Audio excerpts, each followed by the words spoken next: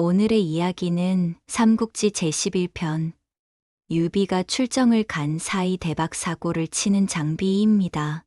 이야기 시작 전에 구독과 좋아요로 응원해 주시면 큰 힘이 됩니다.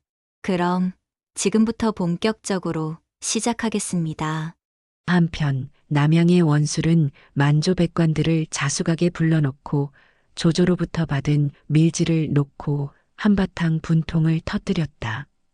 허참, 돗자리나 짜서 팔아먹던 놈하고 돼지나 잡던 백정놈이 감히 나를 치러 오겠다고? 그러자 원술의 책사도저가 묻는다. 지금 유비 삼형제를 말씀하시는 겁니까? 그렇소. 이게 조조가 나에게 보내온 밀서요. 유비가 비밀리에 조정의 상주에 내가 황제를 넘본다면서 내 목을 베기 위해 남양을 치겠다고 했다니 행. 유비 그놈은 도대체 뭐요? 촌에서 굴러먹던 개뼈다귀 같은, 아니 그런 자가 스스로 황실의 후예를 자칭하는 것도 모자라서 이제는 천하평정을 운운하다니 이거야말로 사기치는 것이 아니오. 도겸이 와병 중인 틈에 그 넓디 넓은 서주 땅을 낼름 먹은 것도 모자라서 우리 남양까지 넘보다니 이걸 내가 참아야 하는 거요? 그러자 좌중의 한 백관이 세상이 험하니 소인배가 설치는 겁니다. 하고 아뢰니 또 다른 백관이 나서며 말한다. 괘씸한 놈입니다. 당장 출병해서 제거하십시오. 하고 뒤이어 아뢰는 것이었다. 그러자 책사도저가 한 발 앞으로 나서며 아랜다. 주공의 말씀대로 유비가 괘씸하긴 하나 그럼 조조는 올바른 자일까요? 밀서에 쓰여진 글이 모두 진실이라고 할 수 있을까요? 소신 생각엔 몇 가지 의문점이 있습니다. 첫째, 유비가 조정에 밀서를 보내주공께서 황제를 넘본다고 모함을 했다고 하는데 이건 불확실합니다. 둘째, 유비가 정말 조정에 밀서를 보냈다면 조조가 왜 그 사실을 주공께 알렸으며 그 의도가 뭘까요? 이 점을 따져보아야 할 것입니다. 그리고 셋째, 주공과 유비 두 사람 사이가 나빠지기를 바라는 곳은 어딜까요? 그러자 잠자코 듣고만 있던 원술이 선생, 그게 무슨? 도저가 이어서 말한다. 그게 바로 서주입니다. 유비 같은 소인배가 드넓은 서주성과 육군의 영토를 가져갔으니 이는 천하의 제후들이 시샘할 일이 아니겠습니까? 서주를 가장 탐내는 자는 바로 조조입니다. 지금 유비와 여포가 손을 잡고 강력한 군사로 서주를 지키고 있으니 조조는 감히 침공할 엄두를 못 내고 버리기도 아까우니 어쩌겠습니까? 때문에 주공을 선동해 유비와 싸우게 하여 어부지리를 얻으려 하는 것이 아니겠습니까?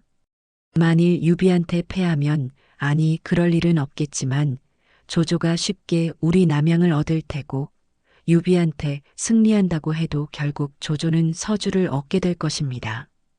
원술이 도저의 말을 듣고 대답한다. 선생 말이 옳소. 그럼 어찌해야 좋겠소? 감히 여쭈옵건대 주공께서는 서주를 얻고 싶으십니까? 당연하지. 어찌 그런 당연한 말을 묻소? 그러자 도전은 팔을 들어 횡으로 그으며 단호하게 말한다. 그럼 실행에 옮기십시오. 서주를 쉽게 취할 계략이 있습니다. 어서 말해보시오. 원술이 눈을 반짝이며 물었다.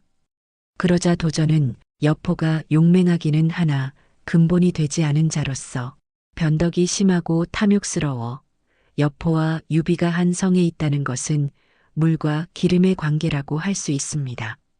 그러니 주공께서는 황금만냥과 비단 1000피를 여포에게 내리시면서 유비를 기습 공격해 하고 그때를 틈타 출병을 하신다면 승부는 불을 보듯 뻔할 겁니다. 그렇게 서주를 취한 뒤에는 서주 2개군을 여포에게 상으로 주면 충분합니다. 그런 뒤에 기회를 보아 여포까지 없애버리면 그야말로 일거양득이 아니겠습니까? 도저의 말을 흡족한 얼굴로 듣던 원술이 고개를 끄덕이며 웃어젖혔다. 하하하. 주공, 어떻습니까? 도저의 반문을 받자 원술은 연실 고개를 끄덕이며 좋아한다. 좋소, 좋아. 선생의 말씀은 지극히 현명하오. 하고 만족스러운 대답을 하였다. 한편 유비가 원술 정벌을 떠난 지 불과 하루가 지난 뒤에 서주성을 지키는 임무를 맡은 장비가 유비의 자리로 다가가서 얼굴 가득히 만족한 웃음을 웃으면서 그의 자리에 앉아본다. 헤헤헤, 아이고 여기가 큰형님 자리구나. 하하, 여봐라. 주부 어딨냐? 하고 이어서 호령을 쳤다. 그러자 시종을 보던 주부 하나가 황급히 달려오며 아, 예, 여기 있습니다. 하고 유비가 부를 때와는 전혀 다른 아첨스러운 대답을 하였다. 그러자 장비가 목에 힘을 주며 말했다. 형님께서 내게 서주성을 맡기시고 굴령 3조를 남겨 꼭 지키라고 하셨다. 첫째, 술 마시지 말것. 둘째, 성질 부리지 말것. 셋째, 때리지 말것. 지금 당장 이 굴령을 족자로 만들어서 여기 이 대들보에 걸어 놓아라. 내가 매일같이 보고 되새기면서 엄수할 것이다. 그러자 주부가 대들보를 올려다보며 알겠습니다. 그런데 글자는 얼마나 크겠을까요? 하고 물었다. 그러자 장비는 두 손을 오므려 크기를 가름해 보이며 글자는 이만큼 사발 크기로 쓰도록 해라. 그렇게나 크게 말입니까? 나 참, 내가 볼 거니까 사발 정도의 크기는 돼야지. 아, 네네네. 사발만큼 크게요? 응.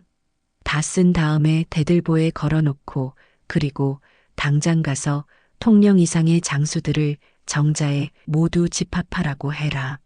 훈시를 하겠다. 네, 알겠습니다. 아, 그리고 말이다. 이 장비가 빚은 술 50동, 그걸 거기다 꺼내다 놔라. 그러자 주부가 고개를 갸웃하면서 장군, 방금 하신 말 잊으셨나요? 주공께서 남기신 굴령 1조가 술 안 마시기 아닙니까? 뭐야? 말이 많다. 내가 시키면 시키는 대로 해. 잠시 후 정자에 모여든 장수들에게는 장비의 손에 의해 대접 가득 술이 따라지기 시작하였다. 자, 마셔라. 한편 남양 정벌에 나선 관우는 대군의 행진 중에 유비에게 형님, 셋째가 사고나 안 칠지 걱정입니다. 하고 말하였다. 나도 그렇네. 허나 어쩌겠나. 셋째가 제 버릇도 못 고쳐서야 앞으로 어찌 대업을 이루겠나? 그러니 지켜볼 수밖에 길어야 이번 원정이 수 10일 정도가 아니겠나? 네. 사실 걱정은 셋째가 아니라 여포일세. 여포가 소패성으로 간 뒤 병력 확충에 여념이 없다구먼. 형님, 여포는 굶주린 호랑입니다. 위험한 자입니다. 속히 쫓아내셔야 합니다. 여포를 인의로 대해줬으니 배신 않길 바라야지. 배신을 한다면요? 여포가 배신을 한다 해도 나는 인의를 지킬 것이네. 한편 소패성에서는 진궁이 원술이 보내온 밀서를 보며 침통한 생각에 잠겨 있었다. 그러자 여포가 진궁에게 선생, 원술이 나에게 황금만 양과 비단 1000피를 보낼 테니 서주를 공격하여 유비를 내쫓으라고 하니 이게 바로 절호의 기회가 아니겠소? 하고 말하였다. 그러자 진궁이 밀서를 접으며 기회이긴 하지만 서주성이 그렇게 호락호락하겠소? 관우, 장비, 조은 등 모두 장군이 만만하게 볼 상대가 아니오. 그러자 여포가 발끈하며 말한다. 무슨 소리? 적토마와 방천하극이 있는데 뭐가 두렵습니까?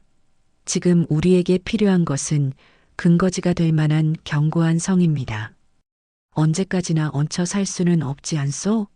어느 날 갑자기 유비와 원수가 되면 어쩝니까? 먼저 선수를 쳐서 손을 쓰는 게 낫지.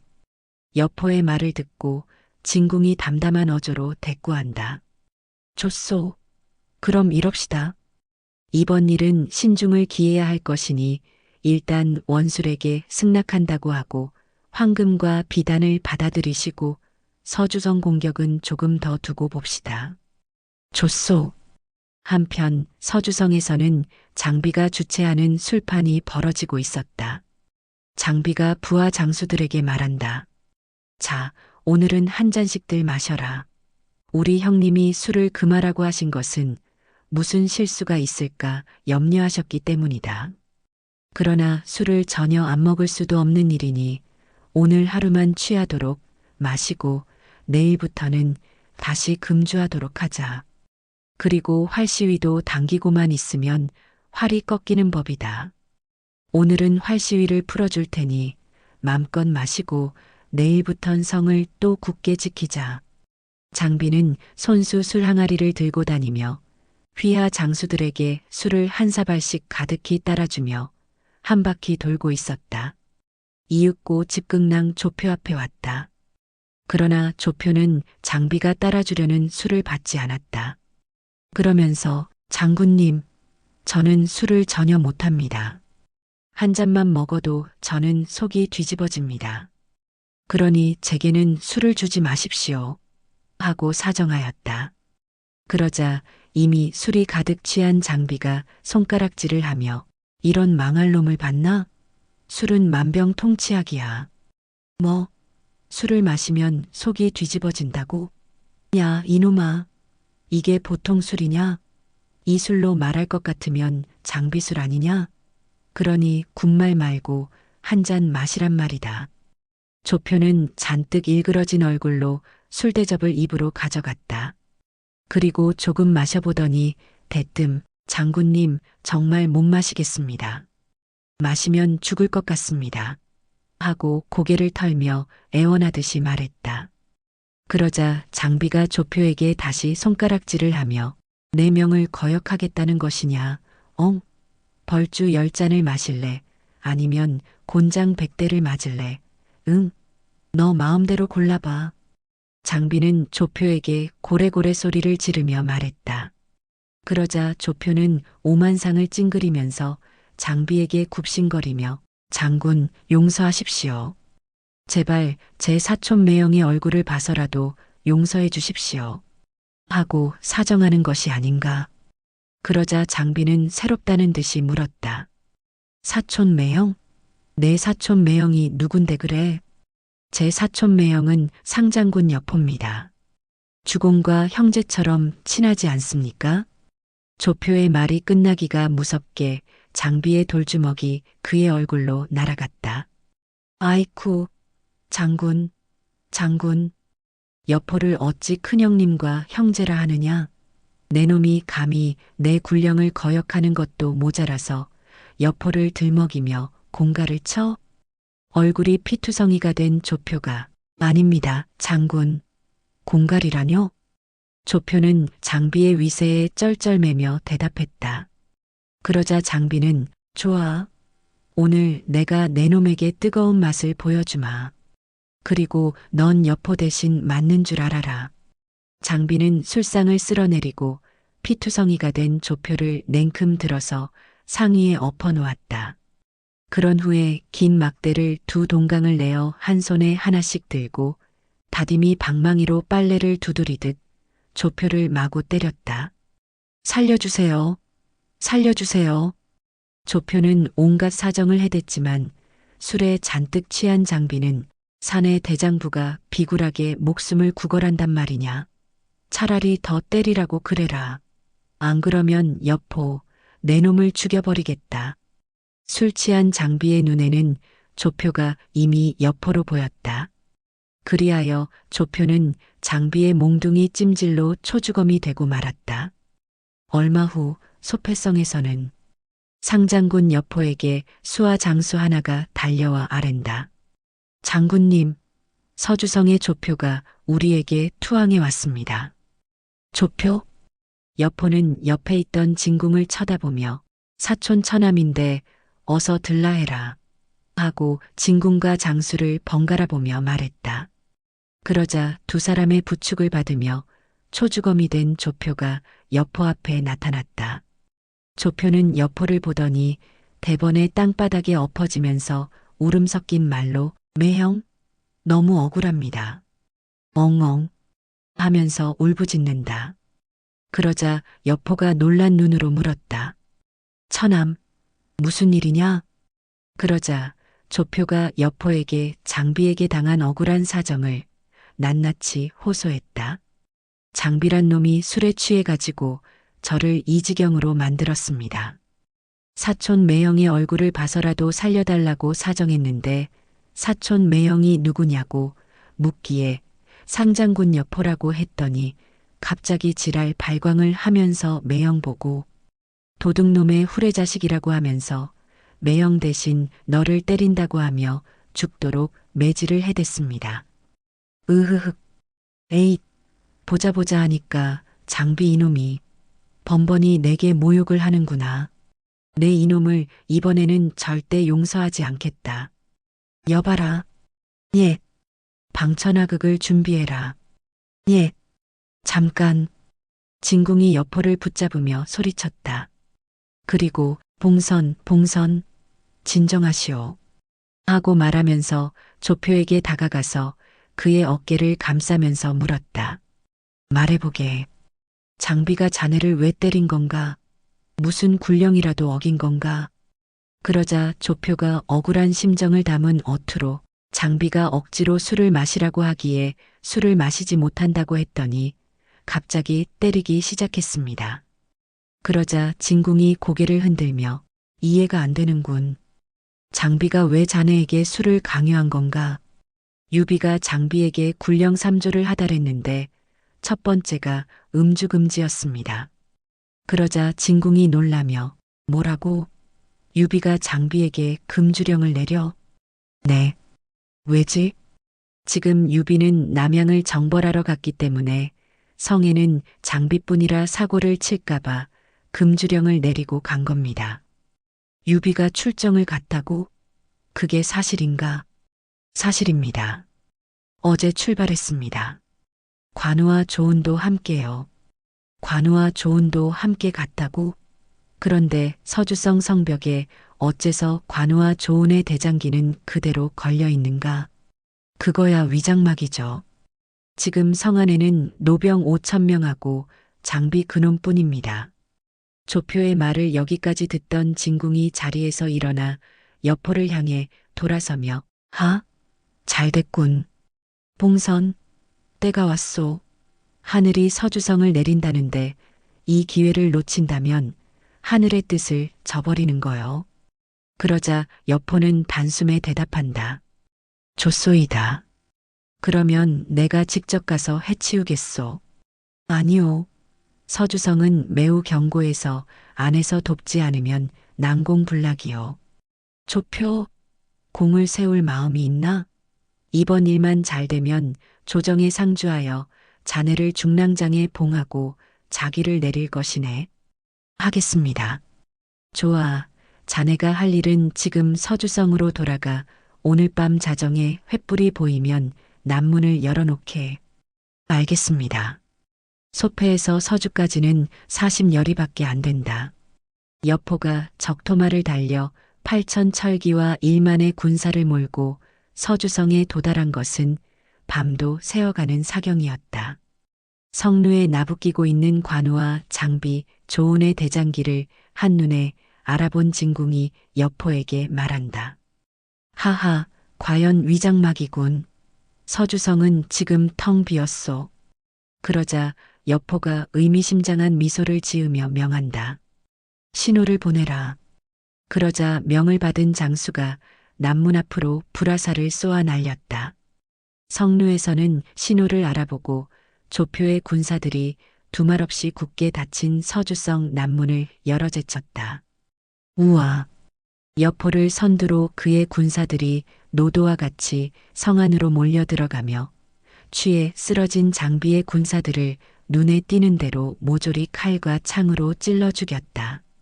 그야말로 대항 없는 싸움이었다.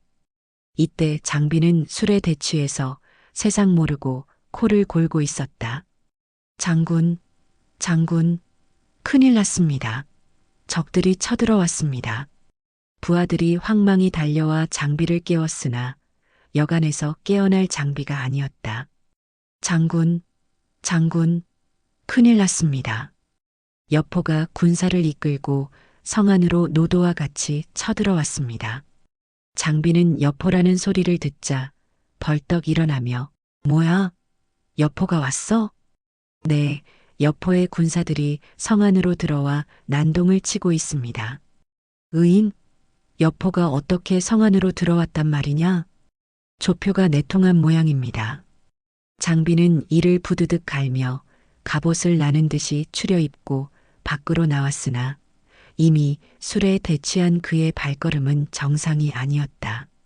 장비가 바라본 성안은 이미 여포군에 의해 아우성치는 도가니에 빠져 있었고 장비를 발견한 여포가 강천하극을 휘두르며 달려들었다. 장비는 여포를 맞아 싸웠으나 아직 취기가 가시지 않아서 여포를 당해낼 자신이 없었다. 그리하여 에라. 이럴 때에는 36개 주랭랑이 먼저다. 장비는 부장 10여 기만을 거느리고 동문으로 달려나갔다. 유비의 가족들은 성 안에 그대로 남았으나 구출할 도리가 없었다. 이 비겁한 장비놈아, 어디로 도망을 치느냐? 적병들이 맹렬하게 추격해오며 고함을 질렀다. 그리하여 돌아다 보니 앞장서서 추격해오는 장수는 다름 아닌 조표였다. 이놈, 내 놈은 조표로구나.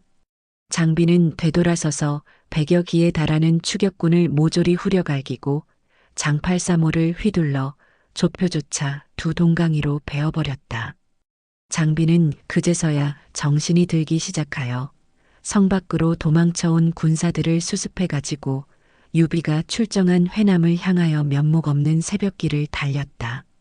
한편 서주성을 완전히 점령한 진궁은 유비의 가족들이 성 안에 그대로 남아있다는 수하 장수의 보고를 받고 명이다. 병사들을 시켜서 유비의 가족들을 철저하게 감식해야 하며 출입을 제한하고 생활에 불편함이 없도록 하라 하고 말하였다. 이날 새벽 여포는 본색을 드러내어 사실상 자신의 은인인 유비를 배반하고 서주를 빼앗아 버렸다. 그러나 그는 계획적으로 유비를 배반할 만큼의 의리를 모르는 악인은 아니었다. 일시적인 욕망에서 서주를 빼앗기는 하였지만 속으로는 양심의 가책을 느끼는 심정조차 없지는 않았다. 그리하여 서주성을 점령하게 되자 이내 방문을 내걸었다. 나는 오랫동안 유비 장군의 은혜를 입어왔다. 내가 이제 서주를 점령했다고 해서 배은망덕을 한 것은 아니다. 다만 성중의 사투를 진정시키고 적을 이롭게 하는 도배를 내쫓은 뒤에 전후의 화근을 제거했을 뿐이다. 그러므로 모든 백성들과 관리들은 속히 평소의 생업으로 돌아가 나의 치하에서 안정된 생활을 누리도록 하라. 상장군 여포. 여포는 이와 같은 방을 붙이고 난 뒤 부하들에게 엄명하였다. 포로로 남아있는 부녀자와 어린 아이에게는 함부로 손대지 마라. 유비의 사가에는 그의 가족들이 모두 고스란히 남아있었다. 여포가 그 집을 찾아가 보니 유비의 노모를 비롯하여 젊은 부인 둘과 어린 아이들이 방에 모여 앉아 근심에 쌓여 있었다. 그대들은 현덕의 가족인가? 여포가 그들을 바라보며 물었다. 그러나 모두들 겁에 질려 아무 대답도 못한다. 하하하. 여포는 큰 소리로 웃고 나서 그대들은 안심하시오. 나는 그대들과 같은 부녀자와 어린이를 함부로 죽이는 무자비한 사람은 아니오. 그러나 그대들의 부하는 주인의 가족조차 구하지 아니하고 도망을 쳤으니 무슨 면목으로 현덕을 만날 수가 있을까? 그야말로 어리석고 못난 사람들이요. 여포는 사뭇 거만한 어조로 그렇게 말하고 난 뒤 부장을 불러다가 이렇게 명령하였다. 병사 100명을 데려다가 현덕의 노모와 처자를 보호하도록 하라. 아무도 함부로 이 집에 드나들게 해서는 안 된다. 현덕의 노모와 부인들은 마치 여포의 말을 못 들은 사람처럼 아무런 표정도 없었다. 안심하시오. 이만했으면 안심이 되겠죠? 여포는 생색을 내느라고 거듭 말했지만 노모와 부인들은 바위처럼 덤덤히 앉은 채 얼굴조차 수그리지 않았다. 기쁘다거나 고맙다는 표현보다는 원한에 사무친 시선으로 여포를 노려보기만 할 뿐이었다. 한편 유비는 서주에서 이런 변이 일어난 줄도 모르고 적장 기령과 싸우다가 그날은 우위에 진을 치고 병사들에게 휴식을 취하게 하고 있었다. 그런 가운데 조은이 진지의 경계병으로부터 진지 외곽의 수상한 움직임의 보고를 받고 부하들 며칠 거느리고 현장으로 말을 타고 달려나갔다. 그곳에는 남루한 차림의 거대한 사나이 하나가 감히 이쪽을 쳐다보지도 못한 채 웅크리고 있었다. 조자룡이 가까이 다가가서 물었다. 거기 누구냐? 그 사내는 자룡이 두세 번을 불러서야 간신히 고개를 돌렸는데 킹, 흐흑, 꺼이꺼이. 세상이 모두 망한 듯이 서럽게 울면서 돌아보는 사내는 다름 아닌 장비가 아닌가. 깜짝 놀란 자룡이 물었다. 장군님, 어찌된 일입니까? 장비는 조자룡의 손에 이끌려 유비와 관우 앞에 엎드렸다. 장비는 계속 울어댔다. 한참을 듣다 못한 유비가 한숨이 섞인 낙담한 어조로 말한다. 이제 그만하게. 서주는 처음부터 우리 것도 아니었지만 이제와 이렇다고 크게 슬퍼할 일도 아니지. 그러고 보면 이 모든 것이 하늘의 뜻이겠지. 그러자 관우가 장비를 향하여 담담한 어조로 물었다. 장비, 형수님들과 조카들은? 그리고 어머님은? 장비는 오만상을 찡그리며 기어들어가는 소리로 간신히 대답한다. 성 안에 계십니다. 그러자 관우가 떠나기 전에 그리도 당부를 했건만 어찌 그리 경솔했던 것이냐. 성을 잃은 것은 그렇다 쳐도 어머님을 비롯하여 형수님들과 조카들을 적들에게 넘겨주다니 도대체 무슨 낯으로 여기로 온 거냐? 하고 힐난의 말을 하였다. 그러자 장비는 자리에서 일어나며 자룡의 칼을 뽑아 자기 목으로 가져간다. 이 못난 놈, 아예 죽어버릴래요. 그러자 유비와 관우가 달려들어 장비의 손에서 황급히 칼을 빼앗아 바닥에 내던지며 유비가 소리쳤다. 셋째, 우리가 도원에서 결의할 때 비록 한나란 씨에 태어나진 않았어도 한나란 씨에 같이 죽기를 원한다고 맹세하지 않았던가. 또 이런 어리석은 짓을 한다면 그땐 이 형도 함께 죽을 것이야. 예? 형님. 으흐흐흑. 장비는 유비를 붙잡고 책임을 다하지 못한 부끄러움과 큰 형의 고마운 대답에 감동하여 펑펑 울었다. 그때 수하 장수 하나가 군막으로 뛰어들며 아랜다. 주공, 원술의 대장 기령이 15만 병력을 이끌고 십리바까지 접근했습니다. 그러자 유비가 뒷짐을 지고 하늘을 올려다보며 독백하듯이 말했다. 앞에는 원술대군이 뒤에는 배신자 여포라. 그야말로 진퇴양난이로군. 진정 하늘이 나를 버리려는가. 그 말을 듣고 관우가 담담한 어조로 유비에게 말한다. 형님, 기령은 제가 맡겠습니다. 그 말을 듣고 유비가 고개를 천천히 가로저으며 자네가 용맹하다 하나 이미 서주가 함락되었다는 소식이 영내에 퍼졌을 것이니 병사들의 사기가 말이 아닐 걸세. 그렇다면 처음부터 싸움에서 승기를 잃게 되니 어려운 일이 될 걸세. 자룡이 묻는다. 그럼 어찌하실 생각이십니까? 서주로 간다. 예?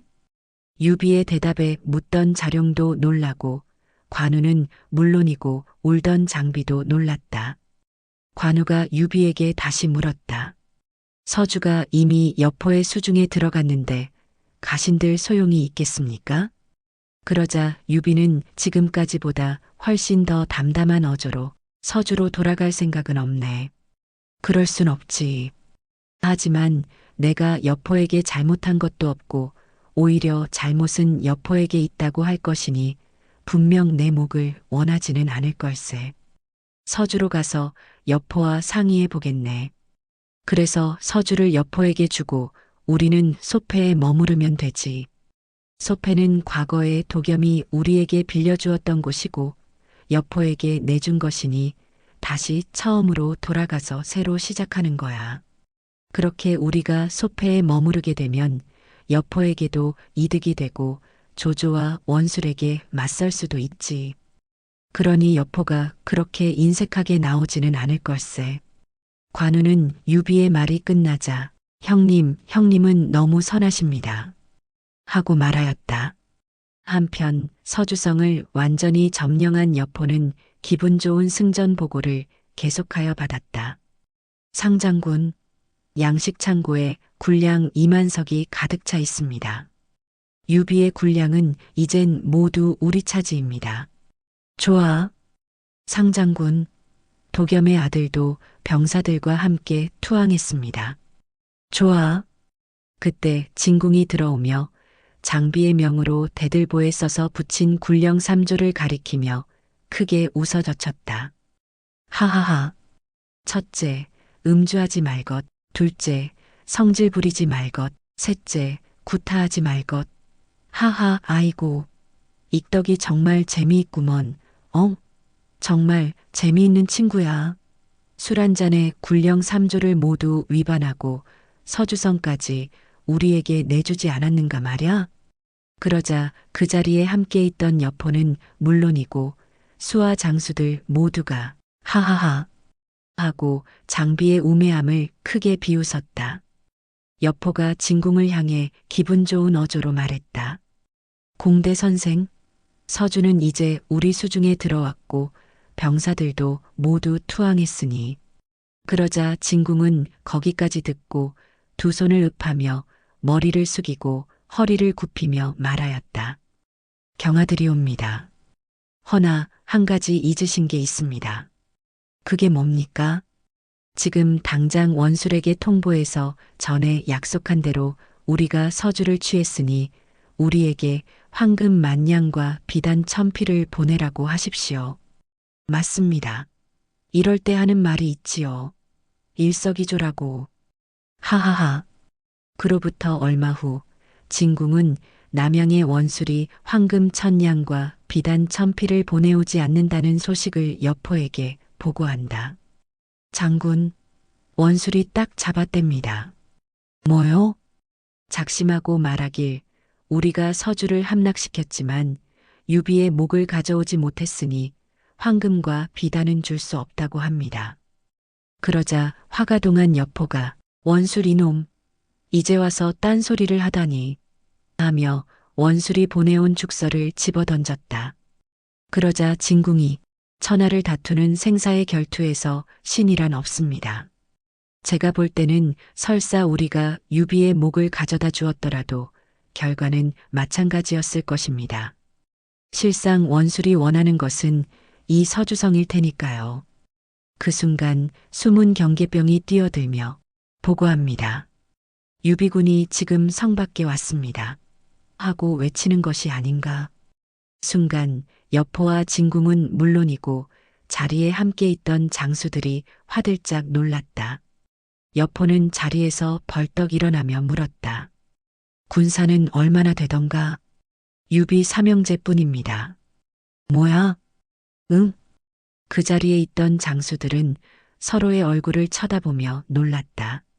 그것은 서주성을 빼앗긴 유비가 돌아왔다면 응당대군을 몰아 빼앗긴 성을 되찾으려고 왔을 것인데 고작 3사람만이 성 앞에 왔다는 것은 놀라운 일이 아닐 수가 없었던 것이다.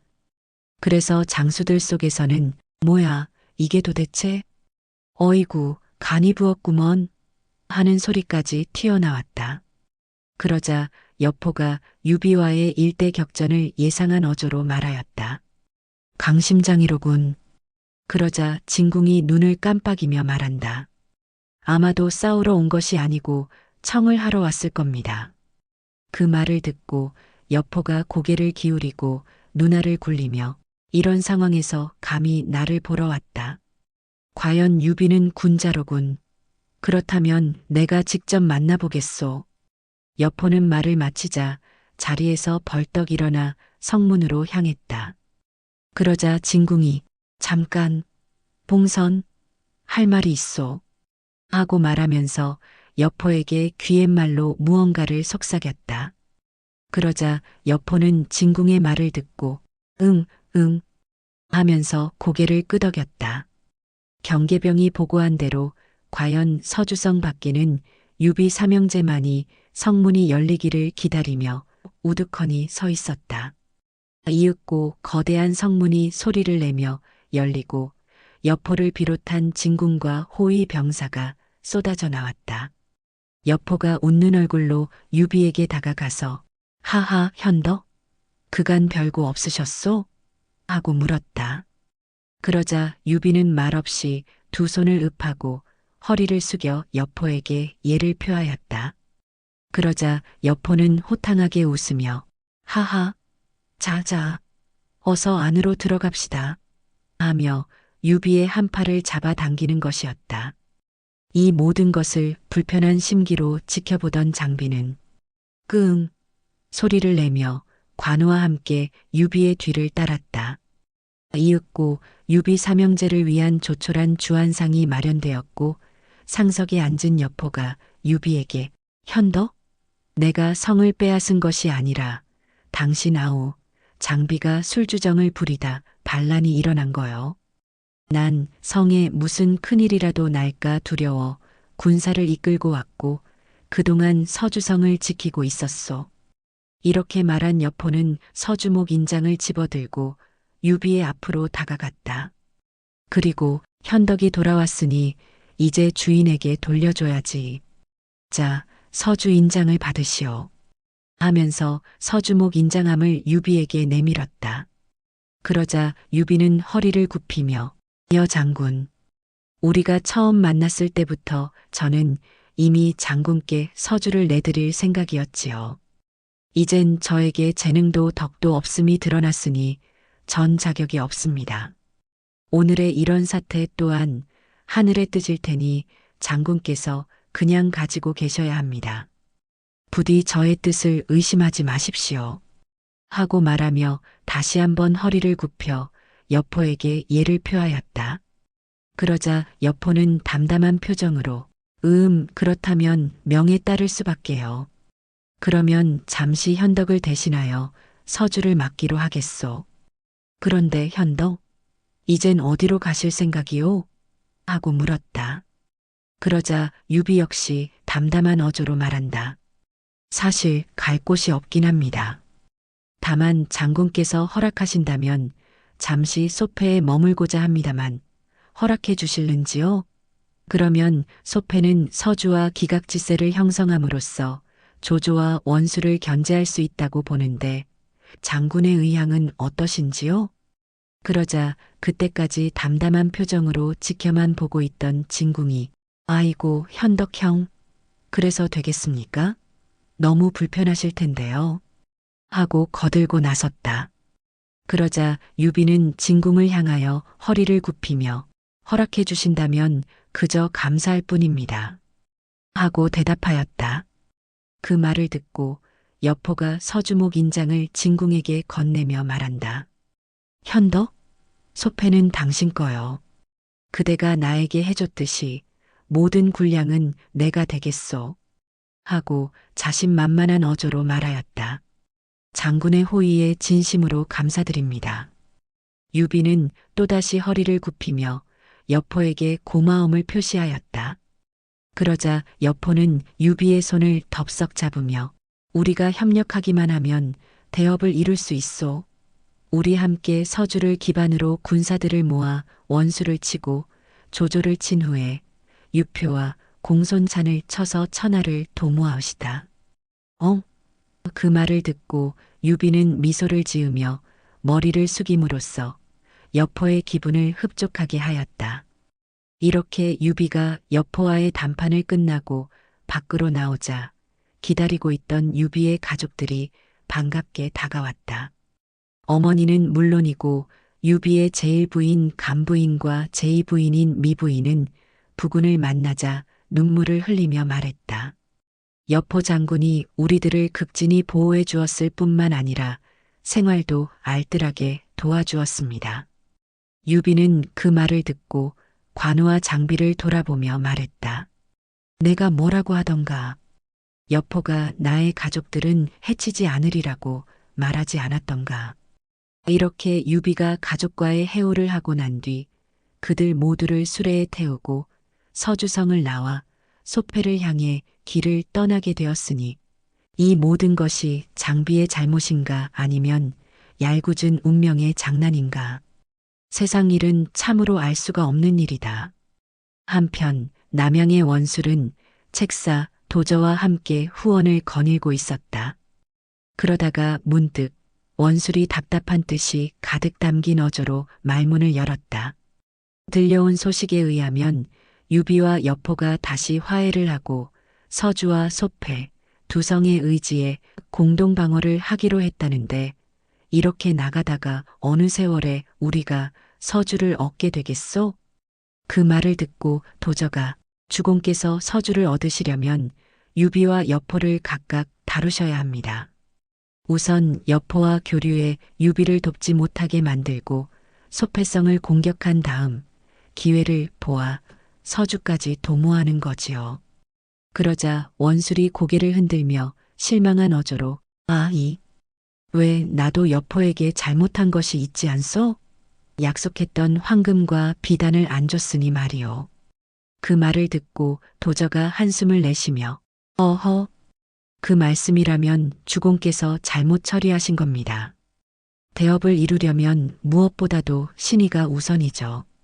그런데 주공께서 여포 같은 소인배에까지 신의를 잃는다는 것은 어떤 군자에게 잃는 것보다 훨씬 더 위험한 것입니다. 원술은 도저의 말을 듣고 황망한 표정으로 고개를 끄덕이며 선생 말이 맞소. 그럼 어떡하면 좋겠소? 하고 말을 하며 발걸음을 옮겼다. 그러자 도저는 뒤따르며 손짓을 하며 말했다. 주공. 여포가 지금 가장 원하는 것이 뭐겠습니까? 행? 그자가 원하는 것이 뭐겠소? 군량 아니겠소. 지금 여포가 도처에서 병사들을 모집하면서 군량을 약탈하는데 혈안이 되어 있다고 하던데 우리에겐 얼마를 달라고 하더이까? 행? 정말로 욕심도 많은 놈이요. 다짜고짜 10만 석이나 달라고 하지 않소? 10만 석. 원술은 핏대를 올려가며 여포의 요구를 원망하는 어조로 탓하며 말하였다. 그러자 도저가 하하하. 주공, 여포에게 20만을 주십시오. 하고 말을 하며 손가락 2개를 펴서 흔들어 보인다. 20만? 원술이 도저를 놀란 눈으로 바라보자 오히려 도저는 당연하다는 듯이 네, 20만. 그 정도로도 차라리 싼 겁니다. 큰일을 이루려는데 그깟 양식이 문제겠습니까? 하고 단언하듯이 말했다. 그러자 무슨 생각이 들었던지 원술이 의미심장한 미소를 지으며 고개를 끄덕이며 말한다. 좋소. 까짓것 줘버립시다. 하하하. 이런 일이 있고 난 얼마 뒤 원술은 조정 대신들을 한자리에 불러놓고 말했다. 여포가 나에게 밀서를 보내 유비를 돕지 않겠다고 했으니 이제 우리는 안심하고 소패를 칠 수 있게 되었소. 장군들 중에 누가 유비를 치고 오겠소? 소장이 출정하겠습니다. 하고 장군 기령이 명을 받는다. 좋소. 유비는 기세가 꺾인 상태이고 소패의 군사도 2만에 불과하오. 5만 대군을 내줄 테니 앞으로 열흘 안에 소패를 취하시오. 알겠습니다. 기령의 대답이 끝나자 원술은 좌중을 향하여 명하였다. 명이오. 나는 나가서 후방을 지원할 테니 여포에게 이상 징후가 보이면 동시에 공격하시오. 원술의 명이 끝나자 좌중의 문무 대신 모두가 알겠습니다. 하고 한 목소리로 대답하였다. 한편 남양의 원술이 5만의 병력을 기령에게 주어 소패를 공략하러 출발했다는 소식을 들은 유비는 급히 여포에게 지원을 요청하는 서한을 작성하였다. 자룡, 솔직히 말해 우리에게 2만 정병이 있는 것처럼 알려져 있지만 실제로는 10,000명도 채 안 되지 않는가. 익덕과 온장에게 군사를 나누게 했지만 이 정도의 병력으로는 진군에 오는 기령의 5만 군사와 대적하기에는 수적으로 현저한 열세일세. 그래서 여포에게 원군을 요청하는 서신을 썼으니 자네가 전달하고 답을 받아오게. 예, 다녀오겠습니다. 헌데 만약 여포가 출병을 거절하게 되면요?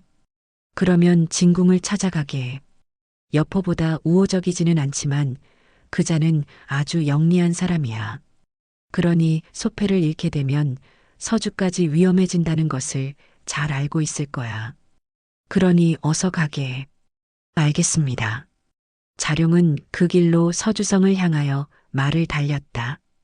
한편 유비와 그의 가족을 비롯하여 관우, 장비, 자룡을 소패성으로 보내버린 여포는 비로소 안도의 숨을 내쉬며 승자의 기쁨을 누리고 있었다. 그리하여 물가에 있는 정자에서 새로 맞은 애첩 초선을 끼고 앉아 술을 마시며 풍류를 즐기기에 여념이 없었다.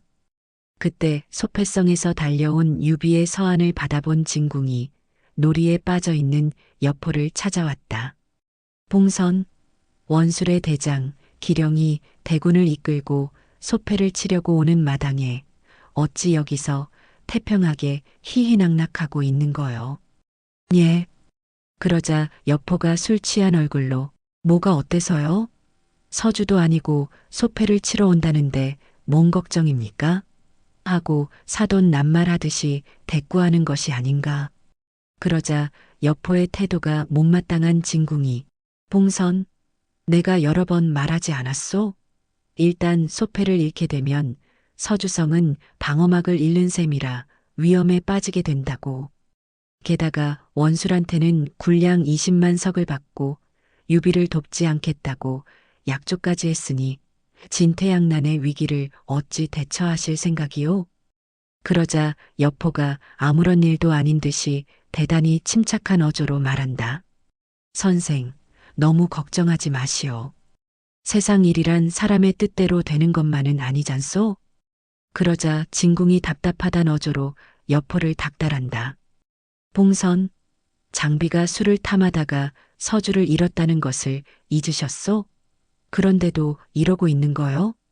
그 말을 듣고 여포가 퉁명스러운 대답을 한다. 장비, 아니 그런 놈을 어찌 나하고 비교하는 거요? 나는 적토마와 방천하극이 있질 않소? 그러자 진궁은 여포의 대답이 한심스럽다는 듯이 술 취해 앉아있는 여포를 붙잡아 일으키며 지금 당장 군사를 이끌고 소패를 구하러 가야 하오. 하고 소리치자 여포가 진궁에 못 이겨 끌려나가며 소리친다. 그래요. 나가요 나가. 한편 서주성을 다녀온 조자룡은 기령을 맞아 싸우기 위해 군사를 이끌고 성 밖으로 나오던 유비를 맞아 마상에서 보고했다. 주공, 여포가 출병하겠답니다. 좋아. 여포군이 언제쯤 소패에 도착할 것 같은가? 여포가 오리파에 도착하는 대로 연회를 마련할 테니 주공께서 꼭 오시라는 당부가 있었습니다. 연회? 그게 무슨 뜻인가? 생사가 걸린 전투가 눈앞에 닥쳤는데 어찌 한가로이 술을 마시잔 건가? 거기에 대해서는 자룡도 의문을 갖고 말한다. 모르겠습니다. 연회를 통하여 적을 물리치겠다고 합니다. 그러자 지금까지 아무 말 없이 지켜보던 장비가 한마디 한다. 형님, 아무래도 여포놈이 원술에게 매수된 게 아닐까요? 그 연회는 필시 형님의 목숨을 노리는 계략일게요. 그러니 형님 절대 가시면 안 됩니다. 그러자 관우도 한마디 한다. 형님, 여포가 원술에게 군량 지원을 받았으니 그의 의도가 불분명합니다. 따라서 우리는 대비를 해야 합니다. 그러자 장비와 관우의 말을 유심히 듣던 유비가 결심한 어조로 말했다. 가봐야겠네. 네? 형님. 관우는 물론 장비까지 유비의 대답에 깜짝 놀라며 연회 참석을 만류하였다. 그런 기미를 알아채고 유비가 입을 열어 말한다. 여포가 나를 해치려 하진 않을 걸세. 게다가 원술의 대군과 싸우려면 위험에 빠지는 한이 있어도 직접 부딪혀야 할 것이야. 유비의 결심이 확고하다고 느낀 장비는 정 가시겠다면 내가 호위하겠소. 하고 말하였다. 그러자 유비가 장비를 돌아보며 자네는 여포를 보자마자 싸우려 들 텐데 안 되네. 하고 잘라 말했다. 그러자 머쓱해진 장비는 그러나 나는 꼭 가야 하겠소. 이라. 하고 말을 달리며 저만치 앞서가는 것이었다. 그러자 이미 장비를 붙잡기는 틀렸다고 생각한 유비는 관우와 자룡을 돌아보며 온장, 자룡, 성을 지키고 있게 다녀오겠네. 하고 말을 마침과 동시에 박차를 가해 멀찍이 앞서가는 장비의 뒤를 쫓아갔다. 형님, 조심하십시오. 유비의 등 뒤에서 관우가 당부의 말을 크게 외치었다. 두 사람은 얼마쯤 말을 달려 여포가 거대하게 진을 치고 있는 오리파 목책 앞에 도착하였다. 유비가 장비에게 말한다. 셋째, 보고 있나? 여포군의 위세 말일세. 여포가 주색을 밝히기는 하지만 싸움에 있어서는 누구도 따라올 수 없는 최고의 맹장일세. 그러자 장비는 코웃음을 치며 여우 같은 놈, 카악퇴 하고 침을 뱉었다. 잠시 후 두 사람이 도착한 것을 발견한 수문장이 문을 열고 달려나온다. 장군들, 저희 주공께서 안으로 드시랍니다. 하며 앞장서서 가는 것이었다. 잠시 후 유비가 수문장을 따라 여포의 군막 계단을 오르기 시작하자 여포가 밖으로 나와 유비를 영접한다. 현덕? 훗날 형편이 좋아지면 오늘의 은덕을 잊어서는 안 될 것이오. 하고 웃으면서 말하였다. 그러자 유비는 고개를 숙이며 선장군의 은혜를 어찌 잊겠습니까? 하고 말을 마치는 순간 이어서 수문장이 외쳐댄다. 남양의 기령 장군 도착이오. 그러자 유비는 물론 장비도 깜짝 놀랐다.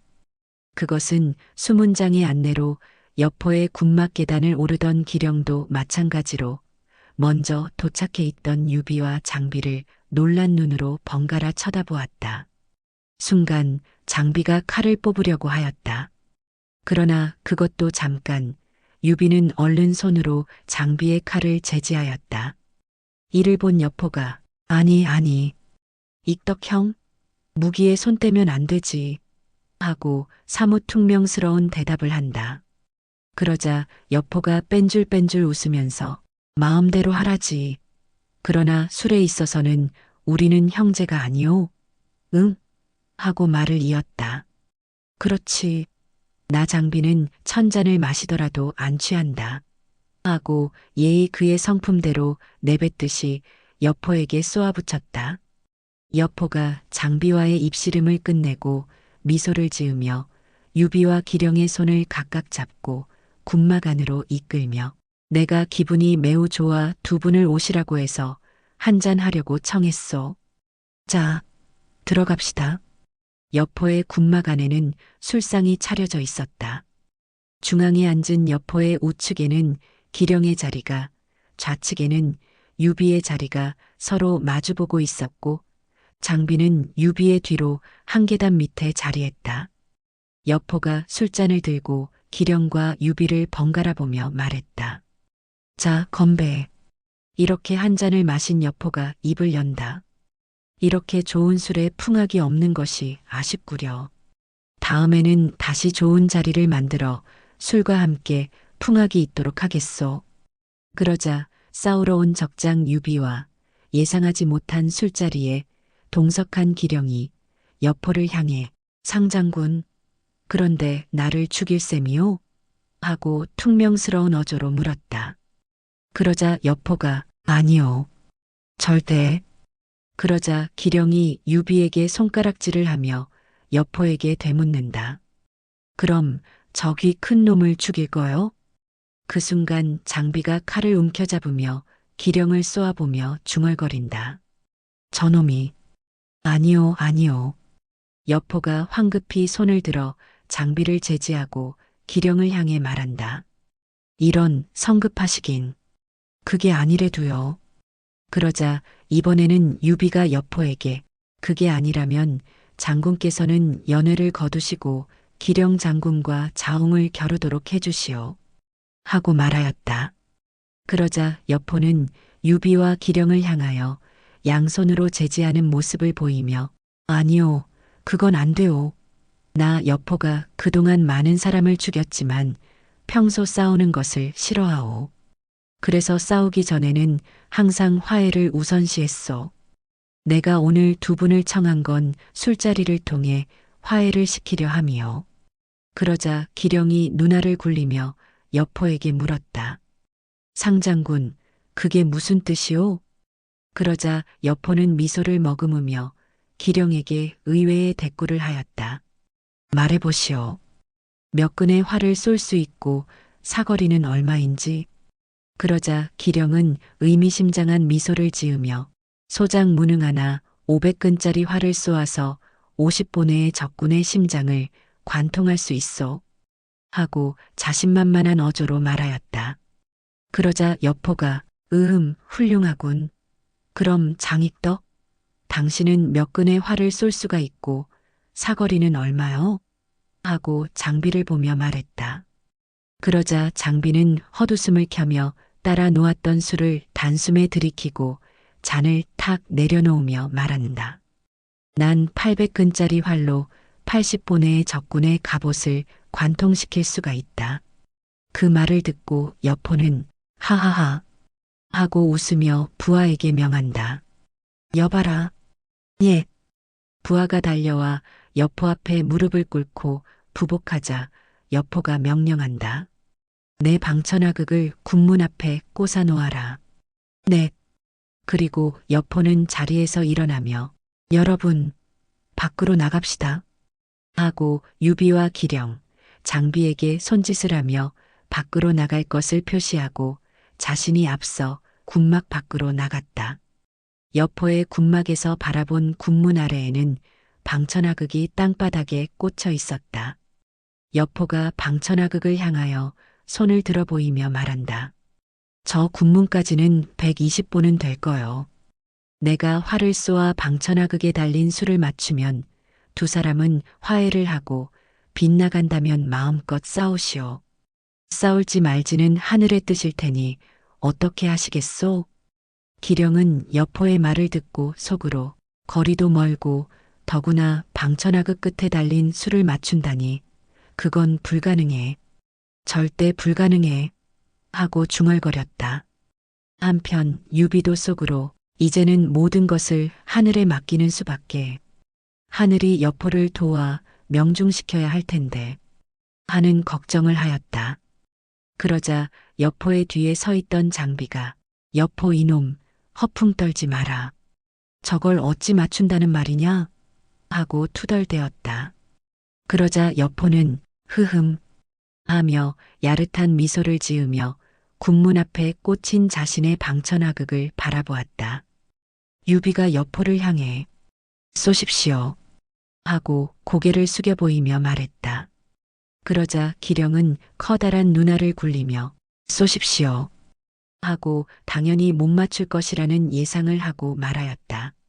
여포는 부하가 들고 있는 술잔을 받아 입으로 가져가 단숨에 마신 뒤에 술잔을 내던지며 말했다. 활을 가지고 오너라. 여기 있습니다. 부하 하나가 활과 화살을 여포에게 바쳤다. 그러자 여포는 주저없이 활시 위에 활을 매기고 120보 떨어진 방천하극의 술을 겨냥했다. 술은 바람에 살랑살랑 흔들리고 있었다. 잠시 숨을 고른 여포의 손에서 화살이 슝하고 날카로운 소리를 내지르며 날아갔다. 그리고 바람에 흔들리던 방천하극의 술은 여포가 쏜 화살에 맞고 낙엽처럼 떨어져 내렸다. 와! 도열에 있던 여포의 군사들은 숨을 죽이고 보고 있다가 일시에 환호성을 내질렀다. 순간 당황한 기색이 역력한 기령이 여포를 쳐다보았다. 그러자 만면의 부처님 같은 미소를 머금은 여포가 기령과 유비를 번갈아 보며 모두 보셨소? 하늘의 뜻이 화해를 하라는 거요. 누구든 천명을 어기면 이 여포가 하늘을 대신해 또 한 번의 화살을 날리되 그건 천명을 어긴 사람의 가슴을 향할 것이요. 하고 단언하듯이 말했다. 그러자 여포의 실력에 놀란 기령이 예를 표하며 말했다. 철군하겠소. 됐소. 하하하. 내가 장군의 주공인 태수 원술에게 편지를 써줄 테니 그걸 가지고 돌아가시오. 여포는 말을 마치자 의기양양한 표정을 지으며 뒤로 돌아서서 자기 군막으로 들어가 버렸다. 순간 유비와 기령은 눈싸움을 하였고 유비의 눈을 피한 기령은 여포의 편지를 가지고 대군을 몰고 총총히 남양으로 철수하였다. 시청해 주셔서 감사합니다. 편안한 시간 되십시오.